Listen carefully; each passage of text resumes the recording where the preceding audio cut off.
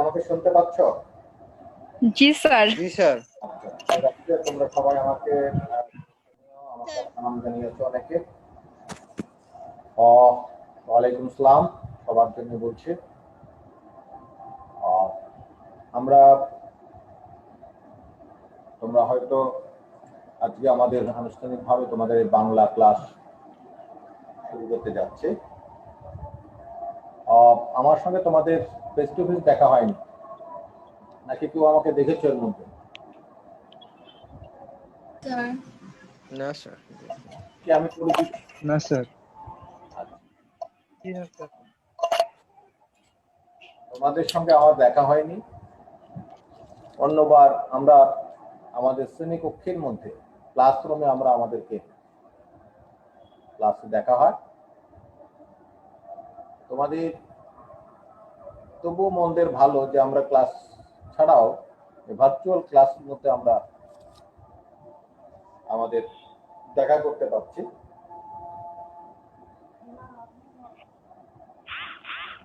দীর্ঘদিন ঢাকা শহর, তোমরা সবাই কি ঢাকায় আছো কেউ কেউ, নাকি এলাকায় দেশে বাড়িতে আছো?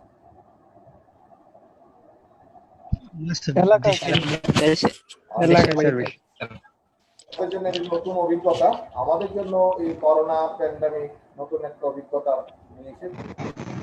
দীর্ঘদিন বিশ্ববিদ্যালয় বন্ধ, তোমাদের পাঠক্রম আমাকে শোনা যাচ্ছে নাকি?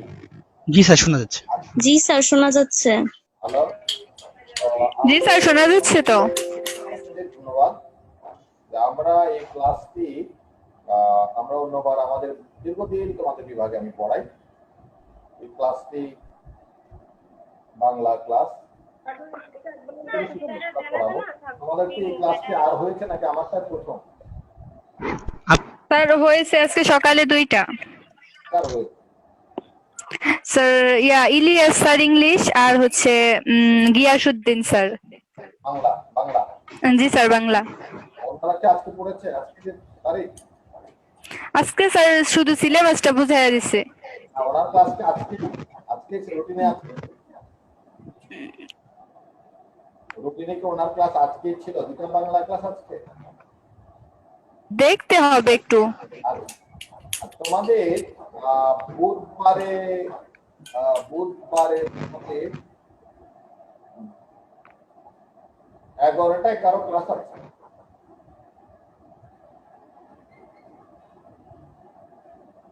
বুধবারে 11টায় ফার্স্ট ইয়ারে তোমাদের কোনো ক্লাস আছে? স্যার দেখতেছি স্যার।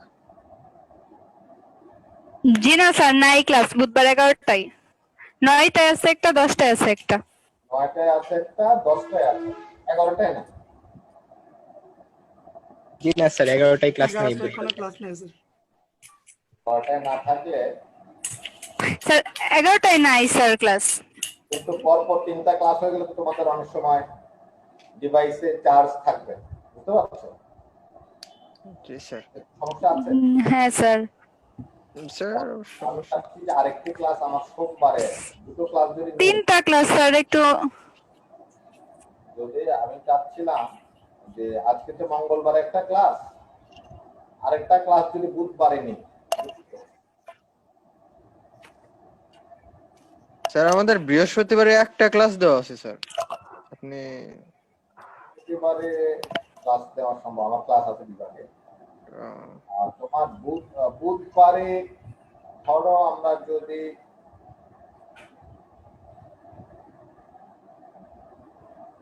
বুধবারে সকালে ক্লাস নাই না, ক্লাস অনেকগুলো ক্লাস স্যার 9টা থেকে বুধবার 9টায় একটা ক্লাস আছে আর 10টায় একটা ক্লাস। 11টা ক্লাস নেই। না স্যার 11টায় নিতে আচ্ছা, পারবেন। আমি বুধবারে জি না স্যার 11টায় নেই। আমার ক্লাসটা আমি বুধবারে 11:30টায় নিই, ঠিক আছে? জি স্যার। জি স্যার ঠিক আছে। 11:30 আমার দুটো ক্লাস নেই, ঠিক আছে? হ্যাঁ স্যার, মাঝখানে হাফ ঘন্টা আর কি। সপ্তাহে দুটো ক্লাস নিই, আজকে একটা তো থাকলোই একটা ক্লাস, ঠিক আছে? আবার হ্যাঁ স্যার। বুধবারে ধরো 11:30টায় আরেকটা ক্লাস নিই, ঠিক আছে? আচ্ছা স্যার ঠিক আছে। আমাদেরকে অন্য ক্লাস কোনো দুটো হচ্ছে না, একটা হচ্ছে না তোমাদের ডিপার্টমেন্টাল ক্লাসগুলো? আজকে থেকেই শুরু হলো স্যার আমাদের সেকেন্ড সেমিস্টারের ক্লাস। মানে কয়টা করে ক্লাস হচ্ছে একটা কোর্সের? এই রুটিনের মধ্যে অফিসিয়ালি দুটো করে ক্লাস দেওয়া আছে, তবে আজকে থেকে একটা ক্লাস করে শুরু হলো আর কি। আচ্ছা, আমরা করে ক্লাস নেই আপাতত, দেখি তোমাদের ছাত্র উপস্থিতি কেমন সেটি দেখি। আমরা, আমার নাম অধ্যাপক বাইতুল্লাহ কাদের, তোমরা হয়তো আমার নাম শুনেছো, আমার রুটিনের মধ্যে লেখা আছে। আমি আমার এই তোমাদের বিশ্ববিদ্যালয়, ঢাকা বিশ্ববিদ্যালয় বাংলা বিভাগের অধ্যাপক। তোমাদের এই বিষয়ে অনেক দিন, প্রায় প্রথম থেকে এই কোর্সটি আমি পড়াই। তোমাদের যখন কোর্সটি শুরু হয়েছে তখন থেকে আমি এই কোর্সটি পড়িয়ে যাচ্ছি। তো আমরা এই কোর্সটি একটি বাধ্যতামূলক কোর্স।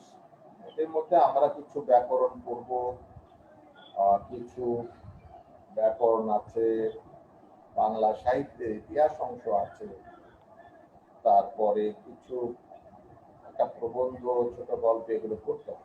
আমি ব্যাকরণ অংশটা খুব ছোট পড়াবো এবং বাংলা সাহিত্যের ইতিহাসের প্রথম অংশ কিছুটা পড়ব।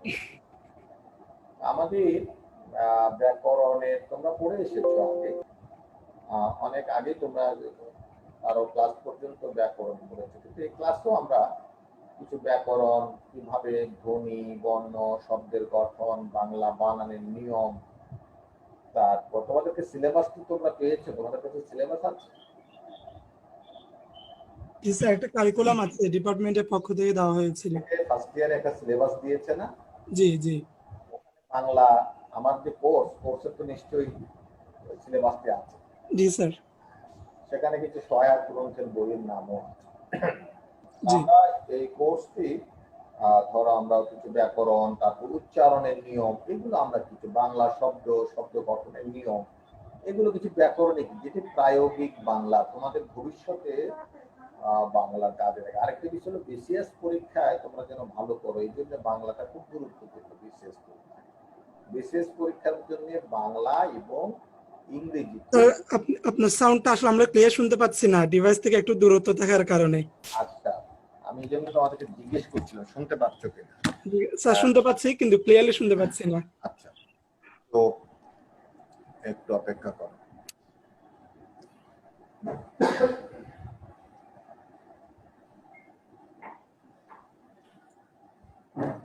তো আমরা যেটি হলো, এখন তো পরিষ্কার নাকি?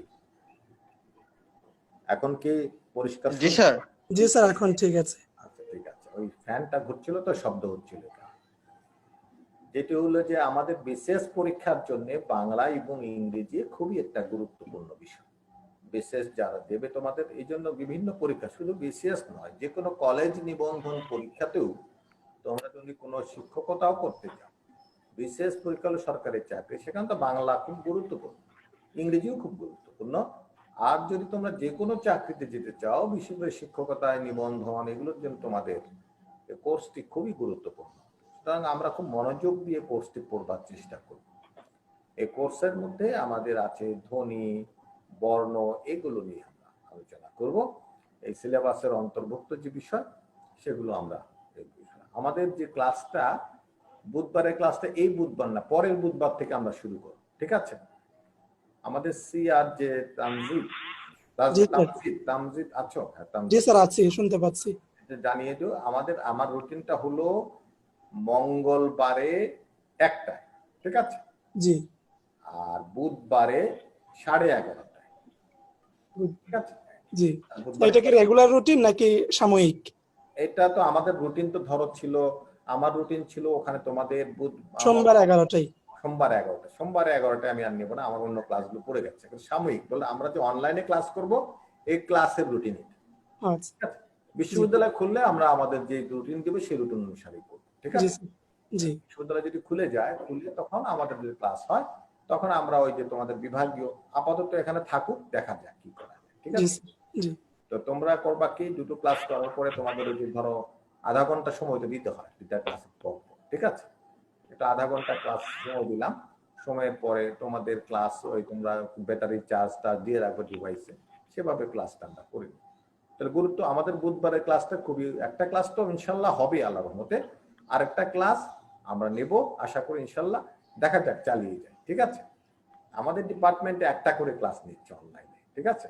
তোমাদের ক্লাস আমি নিচ্ছি, এগিয়ে নিচ্ছি, পরবর্তীকালে দেখা যায়। তো যেটি হলো আমরা যে পড়ব, এই পাঠ প্রক্রিয়ার মধ্যে আমরা আমাদের যে পড়াশোনার যে বিষয়টা, সেটা হলো আমরা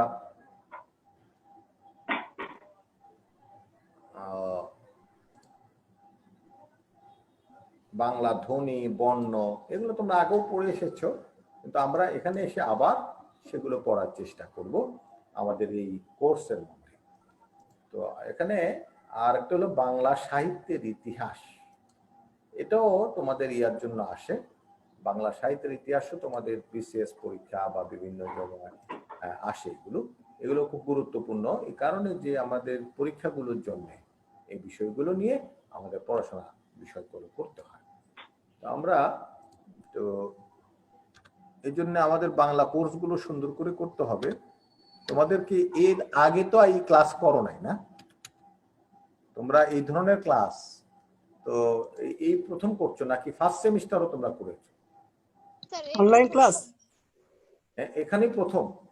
জি, অনলাইন ক্লাসের বিষয়ে বলছেন স্যার? অনলাইন ক্লাস কি এখনই প্রথম করছো? না স্যার, না স্যার, ফার্স্ট সেমিস্টারে অনেকগুলো ক্লাসই আমরা অনলাইনে করেছি। তাহলে তোমাদের অভিজ্ঞতা আছে, তাই না? জি। তোমাদের অভিজ্ঞতা আছে, সুতরাং আমার তো আমি ভাবলাম তোমরা আমার এইবারই এই সেমিস্টারে প্রথম ক্লাস করছো, তাহলে তোমাদের অনলাইন ক্লাসের ভালো অভিজ্ঞতা আছে এবং তোমরা সেটা করতেও পারবে, খুব একটা ঝামেলা নাই। তা আমি ভাবলাম যে তোমরা তাহলে কিভাবে, তাহলে তো তোমরা অভিজ্ঞতা আছে। আমরা যদি ক্লাস করি তাহলে আমাদের দেখো, আমাদের প্রথমে আমি তোমাদেরকে দেখাচ্ছি, আমার স্ক্রিনটা শেয়ার করছি, তাহলে বুঝতে পারবে।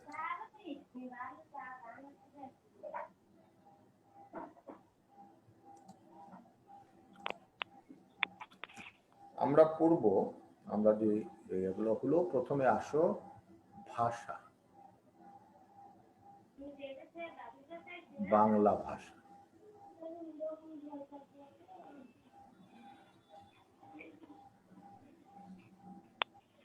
বাংলা ভাষার উদ্ভব দেখা যাচ্ছে আমার স্ক্রিনে? জি স্যার। আচ্ছা, বাংলা ভাষার উদ্ভব ও বিকাশ।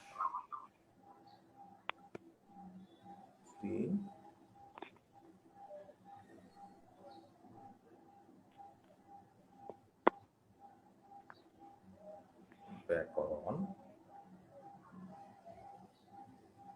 ধ্বনি, বর্ণ,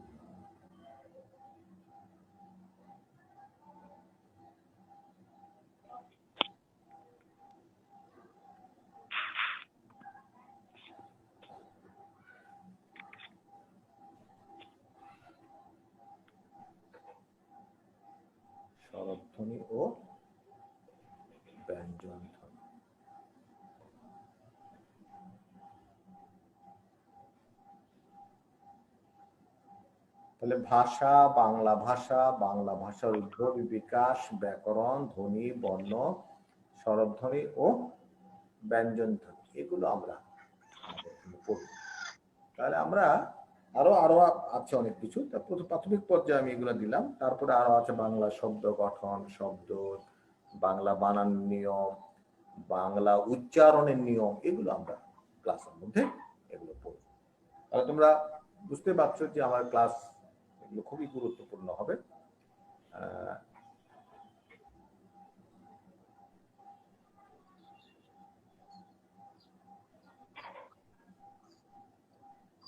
তোমরা লিখেছো এগুলো, এগুলো আমরা পড়বো।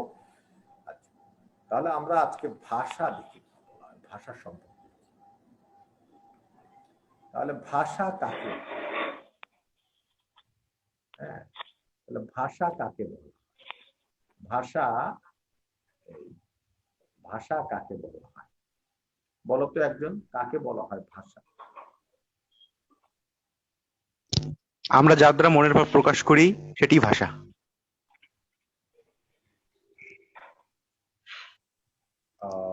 আমরা যা দ্বারা মনের ভাব প্রকাশ করি। তুমি তো হাত দিয়েও প্রকাশ করতে পারো, মুখে উচ্চারণ করতে পারো না? ওটা সাংকেতিক ভাষা স্যার, না, ওটা তো ভাষার অংশ। ভাষা কাকে বলে? স্যার মনের ভাব প্রকাশ করার জন্য বাকযন্ত্রের সাহায্যে উচ্চারিত বোধগম্য ধ্বনিকে ভাষা বলে। বলতে হবে বাকযন্ত্রের, ঠিক আছে? যে ভাষার কথা আমরা পড়াচ্ছি সেটা হলো বাকযন্ত্রের সাহায্যে। কে বললে বাকযন্ত্রের কথা? আমার স্যার আমার নাম কাউসার। কাউসার, কাউসার এটা বলেছে। জি স্যার। যে আসলে এইভাবে আমরা ভাষা পড়াচ্ছি, আসলে আমরা মুখের যে বাংলা ব্যাকরণের ভাষা, বাকযন্ত্রের সাহায্যে আমরা একে অপর যে সমস্ত উচ্চারিত বাকযন্ত্রের সাহায্যে আমরা যে সকল ধ্বনি উচ্চারণের মাধ্যমে স্পষ্ট যুক্ত উচ্চারণের মাধ্যমে আমরা যা প্রয়োগ করি এবং মনের ভাব প্রকাশ করি তাকে হলো বলা হবে ভাষা। তাহলে ভাষা বাকযন্ত্রের সাহায্যে কিন্তু উচ্চারিত হবে, এটি মনে রাখতে হবে। আমরা যে ভাষাটি পড়ছি সেটি আমাদের বাকযন্ত্রের সাহায্যে আমরা বলছি। তোমাদেরকে অন্য শিক্ষকেরা ক্লাসে রোল কল করেন নাকি? না স্যার। রোল কল করা তো সম্ভব না, তাই না? রোল কল করা কিভাবে সম্ভব? রোল কল করেন না, তাই না? না স্যার, রোল কল করা হয় না স্যার। আচ্ছা, এটাই জানতে চাচ্ছিলাম আমি। রোল কল করা সম্ভব, তো মানুষের এখানে রোল কল কিভাবে? তোমাদের সেরকম ভাবে তালিকাও তো আমার কাছে সবার নাই। তাহলে আমরা এটাই আমি জানলাম। তাহলে আমরা দেখো ভাষা সম্পর্কে যখন জানলাম, তাহলে আমরা দেখি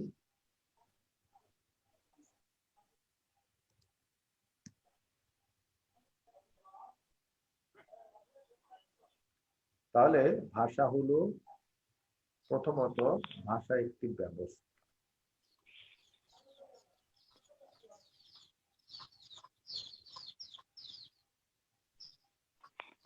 ভাষাটা কি? একটা ব্যবস্থা। ব্যবস্থা মানে সিস্টেম, ঠিক আছে?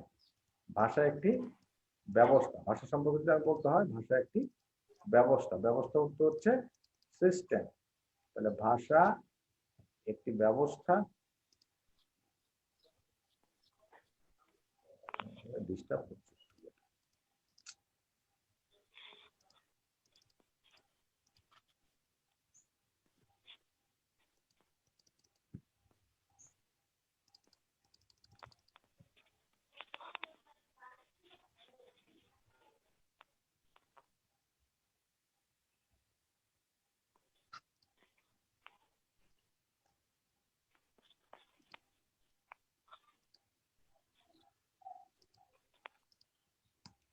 তাহলে 2 নম্বর হলো ভাষা একটি ব্যবস্থা। ব্যবস্থা মানে কি? সিস্টেম, মনে রাখবে, ঠিক আছে? ভাষা একটি ব্যবস্থা। এটি হলো ভাষা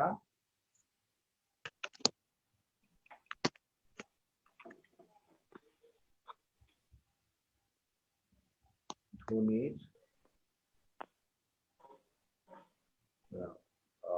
বা উচ্চারিত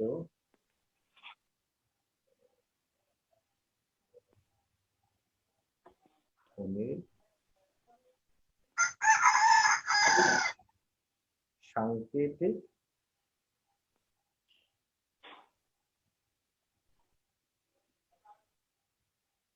দ্বারা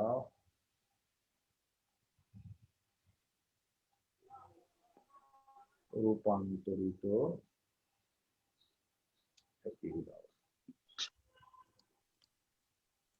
রূপান্তরিত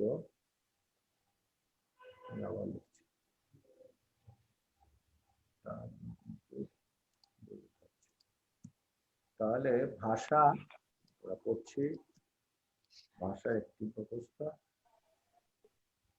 তার রূপান্তরিতের পরে আর আবার লিখছি আমি।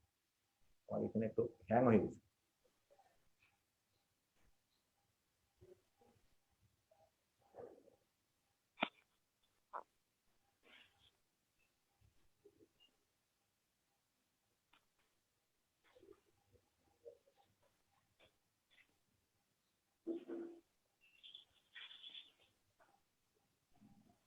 তাহলে ভাষা একটি ব্যবস্থা, ভাষা ধ্বনিসমূহে রূপান্তরিত সংকেত মালা। ওই ব্যবস্থাটা কিভাবে নিষ্পন্ন হয়? ধ্বনিসমূহের রূপান্তরিত সংকেত মালা। 3, ওই ধ্বনিসমূহ উচ্চারিত ধ্বনি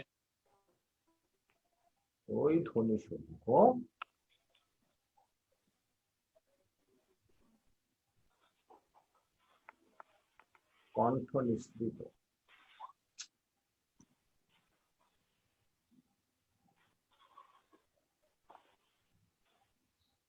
ওই ধ্বনিসমূহ হবে কি?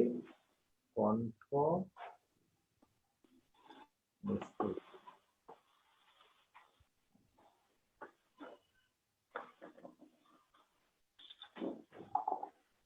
এবং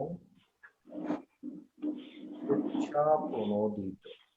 খেয়াল করো, আমরা লিখলাম ভাষা একটি ব্যবস্থা, ভাষা ধ্বনিসমূহের মাধ্যমে রূপান্তরিত সংকেত মালা। ওই ধ্বনিসমূহ কণ্ঠ নিঃসৃত এবং স্বেচ্ছা প্রণোদিত। স্বেচ্ছা প্রণোদিত মানে কি?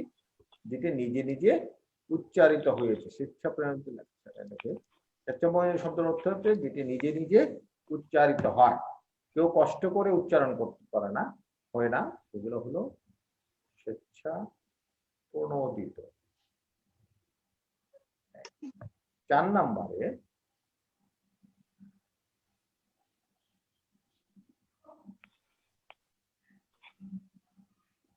ভাষা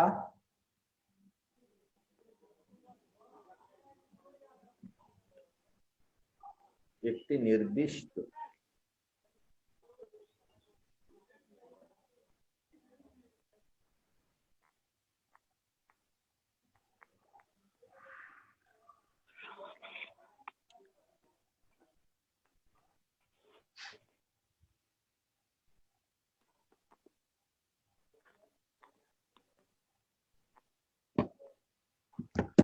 জনগোষ্ঠীর মধ্যে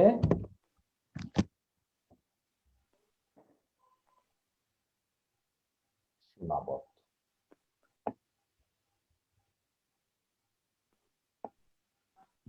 তাহলে কি? ভাষা একটি ব্যবস্থা, ভাষা ধ্বনিসমূহের রূপান্তরিত সংকেত মালা, ওই ধ্বনিসমূহ কণ্ঠ নিঃসৃত এবং স্বেচ্ছা প্রণোদিত মানে নিজে নিজেই উচ্চারিত হয়। ভাষা একটি নির্দিষ্ট অঞ্চলে বা জনগোষ্ঠীর মধ্যে সীমাবদ্ধ। বুঝতে পারছো? তাহলে ভাষা, এই হলো ভাষার বৈশিষ্ট্য। আমরা যদি ভাষার বৈশিষ্ট্য পড়ি, এগুলো হলো ভাষার বৈশিষ্ট্য। তো এখন বাংলা ভাষা উদ্ভব।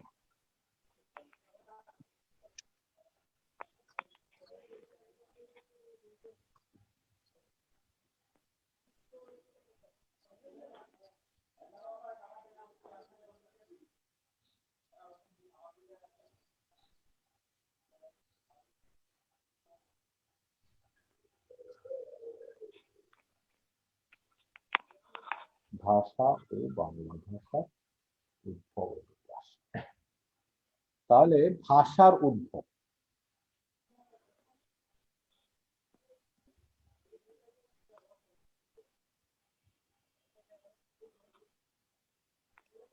ভাষা কবে, কোথায়, কখন প্রথম শুরু হয়েছে ভাষার ইতিহাস, সেটা আমরা এখনো পর্যন্ত জানি না। মানবের ইতিহাসের মধ্যে মানুষ কবে থেকে পৃথিবীতে এসেছে, মানুষ কিভাবে পৃথিবীতে এসেছে, এগুলো নিয়ে যেমন অনেকটাই মতভেদ বিতর্ক আছে। বিভিন্ন ধর্মীয় মতবাদগুলো নামে ধর্মীয় বিষয়টা হলো আমরা বিশ্বাস করি। আমরা যারা মুসলিম আমরা একরকম বিশ্বাস করি, যারা খ্রিস্টান তারা একরকম বিশ্বাস করে, যারা বৌদ্ধ তারা একরকম বিশ্বাস করে। আমরা বিশ্বাস করি যে আমাদের প্রথম মানব হযরত আদম, আমরা এটা বলি। কিন্তু এটা বিজ্ঞান এটাকে সমর্থন করে না। বিজ্ঞান বলে যে না, আগে দেখাতে হবে, বিশ্বাস করা যায়। বিজ্ঞানের প্রথম যুক্তি হলো এটা আমাকে কাগজে কলমে দেখা। আমাদের কথা বলা হচ্ছে, আমাদের বিজ্ঞানের কাগজে কলম না, এই সেই গ্রন্থ যে না দেখে এর প্রতি ঈমান আনবে নাকি? তোমরা তো আমার চেয়ে ভালো জানো, ঠিক না?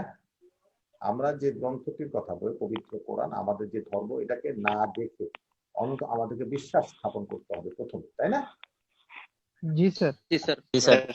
একদম বিশ্বাসই করতে হবে, এটার প্রমাণ করতে যাওয়ার কোনো সুবিধা হবে। বলা হয়েছে যে একদম বিশ্বাসীদের জন্য, যারা না দেখে, যারা একেবারেই বিশ্বাস করবে, কেবল বিশ্বাসীদের জন্য এই গ্রন্থ, এই ধর্ম। অতএব আমরা এখানে কোন রকমের অবিশ্বাস তো প্রশ্নই আসে না, এবং আমাদের ধর্মীয় ভাবে বলাই হয়েছে এটা যারা মানে মানে অদেখা জিনিস বিষয়ের প্রতি বিশ্বাস স্থাপন করবে তাদের জন্য এই গ্রন্থ। যারা যুক্তি খুঁজতে যাবে, যারা এটা প্রমাণ করতে চাইবে, যারা বিজ্ঞান বলে আছে কিনা, তাহলে তাদের জন্য প্রথমে এই ঈমানটা তাদের জন্য। কিন্তু এটা ভাষার মানুষের ইতিহাসে আমরা যদি বলি, মুসলিমরা বলবে একরকম ধর্ম, কিন্তু বিজ্ঞানীরা মানবিক বিজ্ঞানীরা তারা নানা ধরনের মতবাদ আছে, দারুনিজম আছে, নানা রকমের আছে, সেগুলোকে আমরা জানি। মানুষের ইতিহাস যেমন রহস্যময়, ভাষার ইতিহাসটাও আমরা ঠিক জানি। ভাষা কবে, কোথায়, কোন জায়গায় উৎপন্ন হয়েছে সেটি ঠিক আমরা বলতে পারব, কোন বিজ্ঞানী বলতে পারে না এমন যা, তবে একটা অনুমান করা যায়। বিজ্ঞানীরা, ভাষা বিজ্ঞানীরা কি করেন? অনুমান করেন। ধরো তুমি একটা অনেক কোন বিষয় জানো না, সেই বিষয়টা যদি তোমাকে প্রমাণ করতে হয়, তাহলে তোমাকে অনুমান করতে হবে, তা আনুমানিক। ম্যাথমেটিক্সে সেটা আছে। যেমন আমি এক্স এর মান যদি না জানি, তাহলে বলা হয় suppose x is equal to 1, তাই না? ধরে নেই এক্স এর মান 1, নাকি? ঠিক না? জি স্যার। তেমনি এখানেও ধরে নেওয়া হয়েছে। তো ধরে নেওয়া হয়েছে যে আসলে ভাষাগুলো বিশ্লেষণ করতে গিয়ে দেখে একটি ভাষার সঙ্গে আরেকটি ভাষার মিল আছে। একটি ভাষার সঙ্গে কিছু কিছু, যদি আমরা মা বলি ইংরেজিতে মাদার, মম, হ্যাঁ, এগুলো কিছু কিছু শব্দ বিভিন্ন ভাষায় মা দিয়ে, হ্যাঁ, মাতৃ সংস্কৃতে এরকম আছে। তো আমরা দেখলাম যে কিছু কিছু ভাষার শব্দের মিল আছে ভাষাগুলো। তখন বিজ্ঞানীরা, ভাষা বিজ্ঞানীরা বললেন যে ভাষাগুলো, পৃথিবীর ভাষাগুলো কোন একটা নির্দিষ্ট পিতৃভাষা থেকে এসেছে। এর একটা বংশ আছে, একটা প্রথম আদিতে একটা ভাষা ছিল, সে ভাষা থেকে ভেঙে ভেঙে ভেঙে ভেঙে এখানে। তো তারা বললেন তাহলে কোথায়? তারা অনুমান করলেন এবং কাছাকাছি গিয়ে দেখলেন যে তারা বলছেন খ্রিস্টের জন্মের আনুমানিক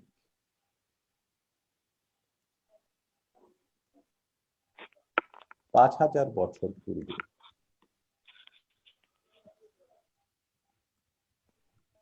দক্ষিণ ও মধ্য ইউরোপ,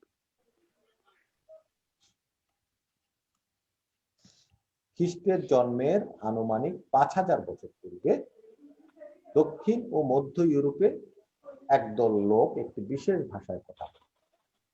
একদল লোক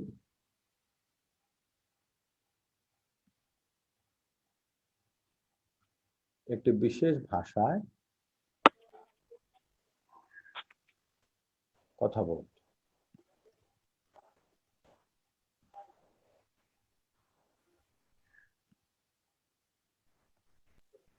সেই ভাষাকে বলা হয়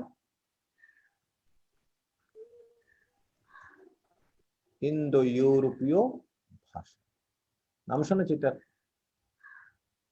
ইন্দো ইউরোপীয় ভাষার নাম শুনেছো? জি স্যার। জি স্যার। আচ্ছা, যেহেতু শুনেছ তাহলে খ্রিস্টের জন্মের আনুমানিক 5000 বছর আগের কথা বলা। বোঝা গেল? খ্রিস্টের জন্মের স্যার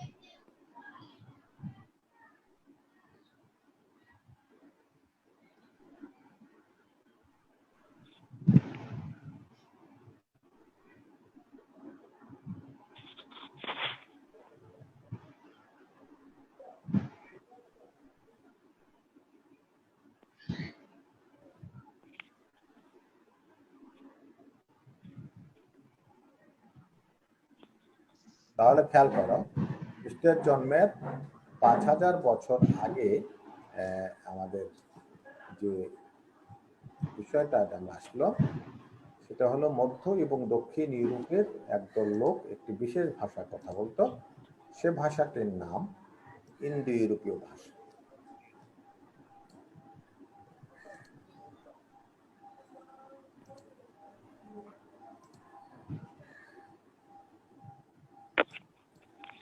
তাহলে মধ্য এবং দক্ষিণ ইউরোপের যে একদল লোক বিশেষ ভাষায় কথা বলতো এটাকে আমরা কি বলবো?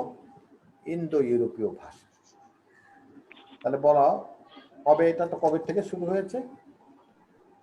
খ্রিস্টের জন্মের, বলে না ঠিক 5 বছর, 5000 বছর। খ্রিস্টের জন্মের আনুমানিক, অনুমান 5000 বছর পূর্বে। এটা 5000 হতে পারে, 6000 হতে পারে, 7000 হতে পারে, 4000 হতে পারে। তারা একটা কাছাকাছি সময়কে অনুমান করেছে, বলে এই সময় থেকে ভাষা বোধহয় শুরু হয়েছে মনে হচ্ছে। ভাষাগুলোর বিশ্লেষণ করে তাদের সময়কাল দেখে এবং ভাষাটা কোথায়? দক্ষিণ ও মধ্য ইউরোপে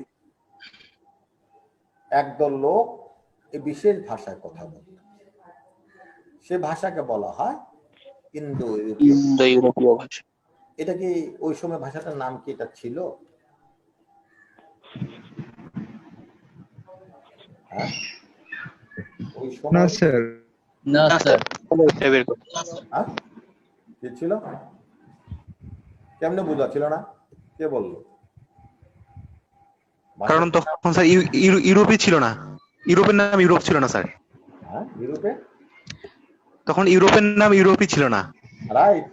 এটা তাহলে চমৎকার। হ্যাঁ, তাহলে ইন্দো ইউরোপীয় ভাষা কে নাম দিয়েছে? ভাষা বিজ্ঞানীরা নাম দিয়েছে স্যার স্থান অনুযায়ী। এই কথাগুলো কে বলছে? নাম তোমার নাম কি বলো? স্যার মিম। মিম? জি স্যার। তোমার কোথায় নক করা দেখি তো, মিম কোনটা তোমার? মিম কই কে? কই তুমি আবার বল। স্যার আমি স্যার। তোমার তুমি, তোমাকে তো দেখাচ্ছে না। পুরো নাম বলো। স্যার একটা ছবি মিশকাতুল মাবুদ মিম। মিশকাতুল মাবুদ দেখাচ্ছে না। ঠিক আছে, কথা বলার সময় দেখানো হবে। ঠিক আছে,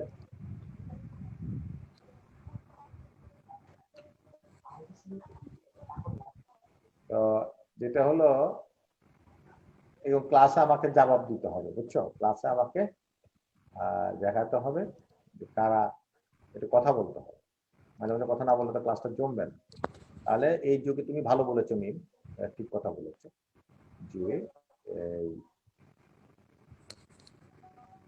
এই যুগের ভাষা বিজ্ঞানীরা এটার নাম দিয়েছেন ইন্দো ইউরোপীয় ভাষা।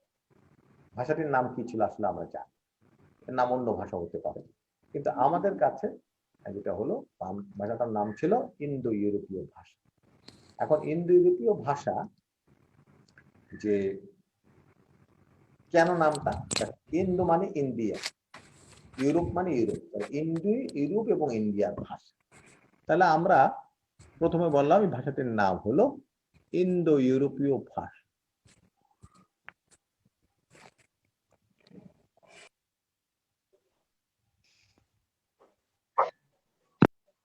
এটার নাম হলো ইন্দো। এটাকে আমরা কি ভাষা বলি? মূল ভাষা বা পিতৃভাষাও বলতে পারি।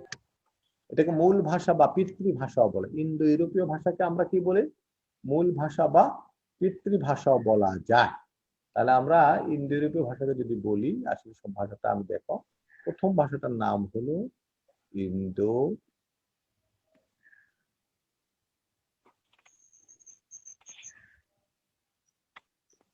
ইউরোপীয় ভাষা। ইন্দো ইউরোপীয় ভাষার এটা ছিল পিতৃভাষা।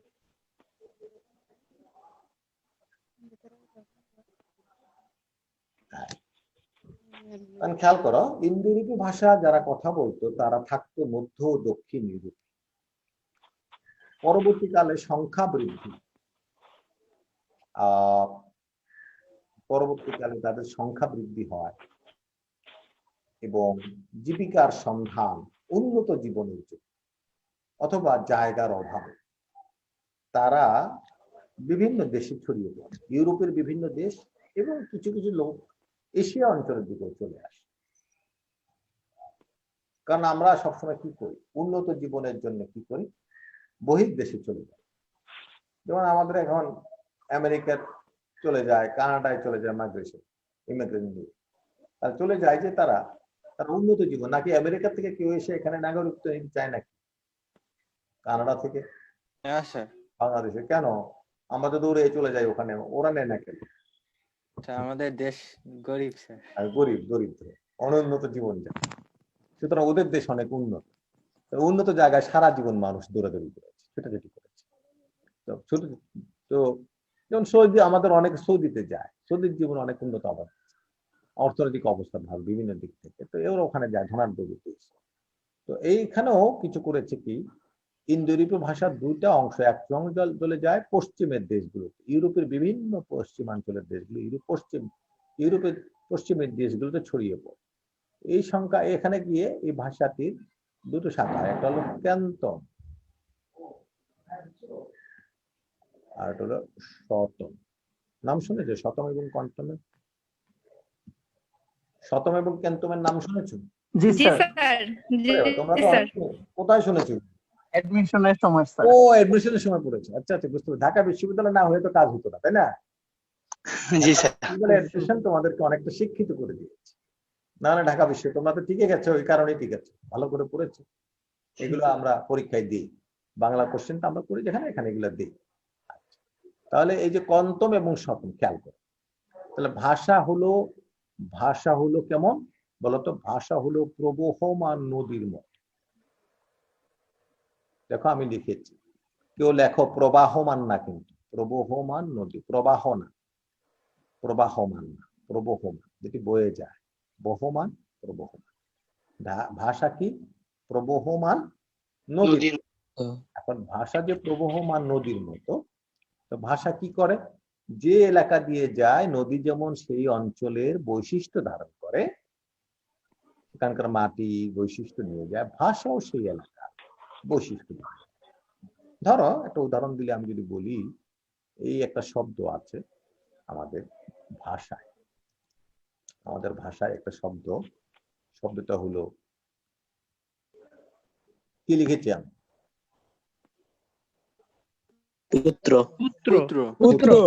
পুত্র। এই বাংলাদেশ কত ছোট্ট, কোথাও কোথাও এটা পুত্র, কোথাও ফুত, নোয়াখালীতে হুত, কোথাও খেয়াল করো পোলা, পোয়াও হয়, পোলাও হয়। হ্যাঁ, স্যার কোথায় সেউলা? আচ্ছা, পোয়া। ছেলে, তারপরে ছেলে, বেটা। চাষার তো কি কবিতা ছিল স্যার? সাওয়াল। স্যামরা কি খেয়াল করো, স্যার আমাদের এলাকায় নুনু বলে। গেদা। আচ্ছা গেদা। এবার খেয়াল করো, আচ্ছা শোনো, এই যে একটা শব্দ, এই শব্দটা বাংলাদেশের বিভিন্ন জায়গায় বিভিন্ন রকমের হয়ে গেছে, কারণ এটা বিভিন্ন জায়গার বৈশিষ্ট্য ধারণ করে ফেলেছে। কথা বুঝতে পারছো? এখন নদীর মতো। হ্যাঁ, একদম নদীর মতো। দেখো আর একটু গেল যাও, ধরো আমরা এখানে লিখি, আমরা লিখলাম একটি শব্দ, বাক্য লিখলাম।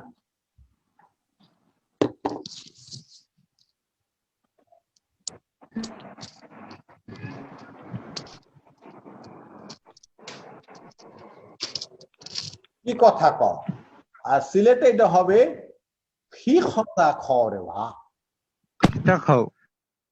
তা কইলি খ রে বা, কিতা কওরে বা কিতা বলে বা, কিতা বা। স্যার আমাদের বরিশালে বলে কি কথা কয় বেটা? আচ্ছা যা, বিভিন্ন দেখেন আমি বুঝাচ্ছি তো, আপনি সিলেটে ধরো, বরিশাল বাদ, বরিশাল তো বাংলাদেশে, বরিশাল খাল বিল নরিশাল সব হলো বরিশাল, ঠিক আছে? জি স্যার। ঢাকা বিশ্ববিদ্যালয় এখন কোথায়? বরিশাল, ঠিক আছে? তোমরা সবাই বরিশাল খাল বিল, বাংলাদেশের বরিশালে একটা বিখ্যাত লোক আছে, বলো তো কে?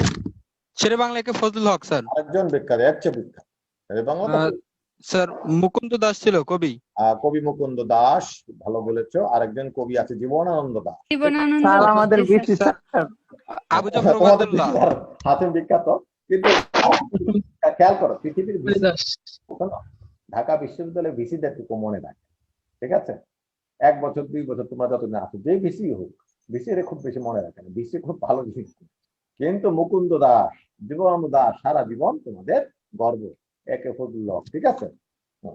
স্যার আরেকজন আছে তো, এই জন্য বলো তো, বীর শ্রেষ্ঠ মহিউদ্দিন জাহাঙ্গীর। এই তো মহিউদ্দিন জাহাঙ্গীর, বিশ্ব রায়। স্যার আমাদের উপজেলায়, বাবুগঞ্জ উপজেলায়। ব্যাপারটা খেয়াল কর। এখন এরা বিখ্যাত, এরা সারা জীবন মানুষ মনে রাখবে। কোথায় কোথায় আমি ভিসি ছিলাম, আমি ছিলাম 50 বছর পরে, 30 বছর পরে কেউ মনে রাখে, বা 10 বছর 3-5 বছর পরে কেউ মনে রাখে না, ক্ষমতা থেকে পড়ে গেছে। কিন্তু এই যে কবিরা, লেখকেরা, বড় বড় মনীষীরা জন্ম, তাদেরকে কিন্তু মানুষ মনে রাখে, তাদের লেখা দিয়ে তাদের দিয়ে। এখন ধরো সিলেটে দিলাম কেন, সিলেটেরটা বোঝা যায়। দেখো ক এখানে কি হয়েছে, কটা কি হয়েছে? খ। খ। আচ্ছা, তাহলে আমরা শিখলাম কি, ভাষা একটু পরিবর্তন করলে পরিবর্তন হবে, তাই না? বা আমাদের এখানেও ঘটনাটা ঘটেছে। ঢাকার থেকে একটু সিলেটে গেলাম, আরে ঢাকা এরা বলে, আর শালাকে বলে আবে হালায়, কি কর, তাই না? হালা, শালা হয়ে গেল হালা। তো এই যে হ হয়ে গেল স, এই ব্যাপারে পার্থক্য, ভাষা একটু বদলালে পার্থক্য। ইন্দো ইউরোপীয় ভাষায় যে ধ্বনিগুলো দেখা গেল, ভাষা বিজ্ঞানীরা দেখলে যে ধ্বনিগুলো ক দিয়ে লেখা হতো, কে দিয়ে লেখা হতো, ইন্দো ইউরোপীয় ভাষায় যে ধ্বনিগুলো কে দিয়ে লেখা হতো,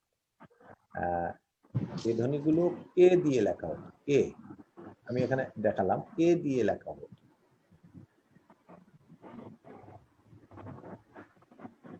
সেগুলো এই শাখা ঠিক থাকে। ক্যান্তমে কি হলো, কে থাকে, ক্যান্তম শাখায় গুলা কে থেকে গেল, ঠিক আছে? আর শতম শাখায় এসে এস হয়ে, যেমন সমগ্র ক ধ্বনিগুলো সিলেটে গিয়ে খ হয়ে যায়, খয়ের কাছাকাছি হয়ে যায়, এমনি ইন্দো ইউরোপীয় মূল ভাষায় যে শব্দগুলো কে দিয়ে লেখা হতো, সে ধ্বনিগুলো শব্দগুলো ক্যান্তম শাখায় ঠিক থাকে, আর শতম শাখায় গিয়ে কি হয়ে গেল, কে এর জায়গায় এস হয়ে। পরিষ্কার তোমাদের কাছে, বুঝেছো? স্যার আরেকবার বললে ভালো হয়। ইন্দো ইউরোপীয় এই ভাষাটাতে যে শব্দগুলো কে দিয়েছিল, ঠিক আছে, কে দিয়ে লেখা হোক, এই শব্দগুলো এই শাখার মধ্যে এসে কে ঠিক থাকলো, যা আছে তাই থাকলো, আর এখানে এসে কি হয়ে গেল, এস হয়ে গেল, কে এর জায়গায় কি হলো, সব এস। যেমন আমি যদি হ্যাঁ কি কথা যদি বলি, ক থাকলো, সিলেটে গিয়ে হয়ে গেল কি কথা, ত কিন্তু ঠিকই থাকলো, সিলেটে ত থ ব কটা খ হয়ে গেল। ঠিক এখানেও কটা ক থাকলো, কিন্তু এখানে কি হয়ে গেল, এস হয়ে গেল। সমস্ত শব্দগুলো, কোন শব্দগুলো, যেগুলো কে দিয়ে লেখা হয়, ঠিক আছে? তো ভাষা বিজ্ঞানীরা দেখলেন এরকম একটা শব্দ, তারা নিলেন, নিয়ে বললেন আমরা এইরকম একটা শব্দ, তারা নমুনা হিসেবে নিয়ে বললেন দেখা যাক কি, ক্যান্তম কি হয়ে গেল, শতম। সন্তম। প্রথম কান্তম হয়ে গেল সান্তাম। তাহলে কি হলো? শান্তম। এটা কি হলো? এখানে কি হলো?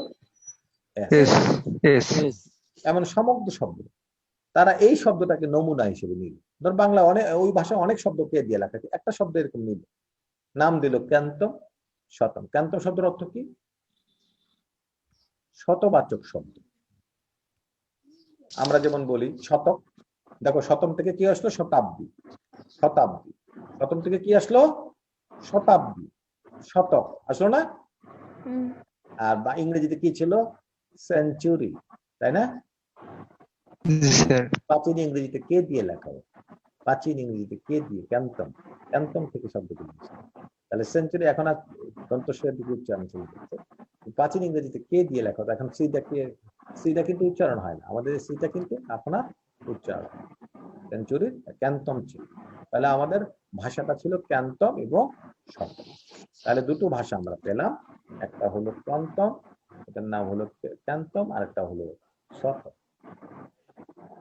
তোমরা কি বুঝতে পারছো আমার ভাষা এরকম? জি স্যার। জি স্যার। স্যার এটা কিন্তু জটিল বিষয়, বোঝা গেল? ব্যাকরণ তো একটু বোঝাচ্ছি, বোঝার চেষ্টা করি। আচ্ছা, এখন দেখো তাহলে এটার এই দুটা ভাষার পিতাকে, এইটা তাই না? পিতা এটা না? জি স্যার। হ্যাঁ, ইন্দো ইউরোপীয় ভাষা হলো এটার পিতা। বংশ কোথায়?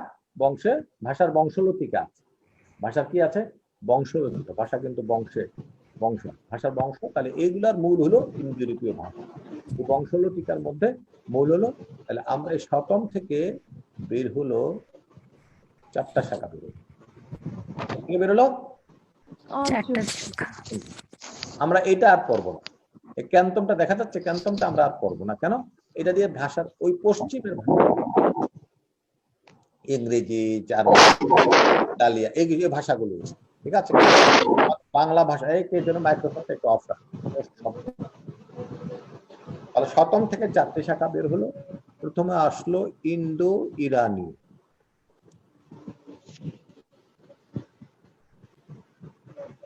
তারপরের ভাষাটার নাম হলো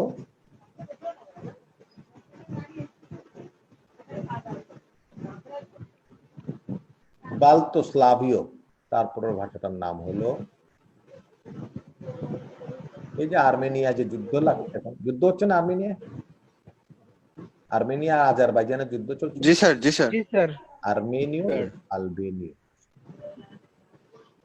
তোমরা কার পক্ষে? আমি কিন্তু আজারবাইজানের পক্ষে। জি স্যার আমরাও।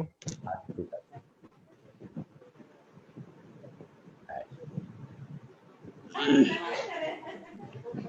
আচ্ছা, খেয়াল করো, ইন্দো ইউরোপীয় ভাষা ক্যান্তম এবং শতম। ইন্দো ইরানীয়, বাল্টোস্লাভীয়, আর্মেনীয় এবং আলবেনীয় ভাষা। আলবেনীয়, তাহলে ইন্দো ইরানীয়, বাল্টোস্লাভীয় ভাষা স্লাভ অঞ্চলে, সেটা এখন আর চলে না, মরে গেছে। আর্মেনিয়ার প্রাচীন ভাষা এবং আলবেনীয়। তাহলে শতম শাখা থেকে কটা বেরোলো? 4টা শাখা বেরোলো, ঠিক আছে? তাহলে আমাদের ভাষার মূলটা কোনটা? ইরান। খেয়াল কর, ইরান। খেয়াল কর, আমাদের ভাষার মূলটা কোথায়? ইরান, তাই না? ইরানীয়, স্যার কি ইন্ডিয়া? ভারতীয়। হ্যাঁ, কি বললা? মানে কি স্যার ইন্ডিয়া বোঝাচ্ছে? ইন্দো মানে ইন্ডিয়া, ইন্দো। ইন্দো ইরান, হ্যাঁ, ইন্দো ইরান হয়ে আসছে। আর্যরা কোথা থেকে আসছে? ইরান থেকে স্যার। ইরান, ইরান, পারস্য। হ্যাঁ, পারস্য। তাহলে ইরান আছে তো সূত্র নাকি? সঙ্গে তো ইন্দো ইরানীয় আছে। এটা ইন্ডিয়া এবং ইরান, ঠিক আছে? ঠিক আছে, এই যে ইরানীয় 3টা শব্দ করেছি। ইন্দো ইরানীয় থেকে আমাদের 3টা বেরিয়েছে, ইরানীয়, ইরানীয়, দারদীয় এবং ভারত। তাহলে আর্যরা কোথেকে আসছে? পারস্য হয়ে, ইরান থেকে তারা এসেছে। আর্যরা পারস্য হয়ে, তারা এই জন্য আরব দেশে উলুধ্বনি আছে না? উলুধ্বনি উলুধ্বনি কিন্তু ওখানে ছিল প্রাচীন আরবদের। প্রাচীন আরব বলতে আদিবাসী, তারা বেদুইন আরব, এরা উলু দিত, কথা বলতো। এটা পশ্চিম এশীয় ঐতিহ্য।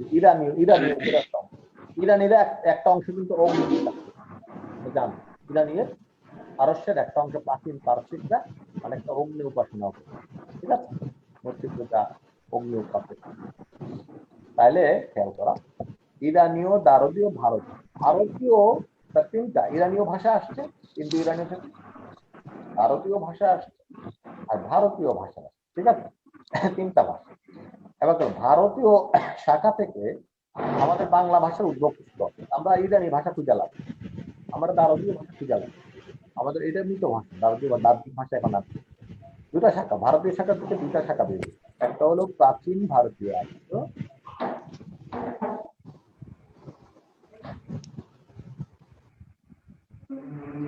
প্রাচীন ভারতীয় আর্য ভাষার নাম শুনেছো? জি স্যার। আচ্ছা, আরেকটা হলো বৈদিক।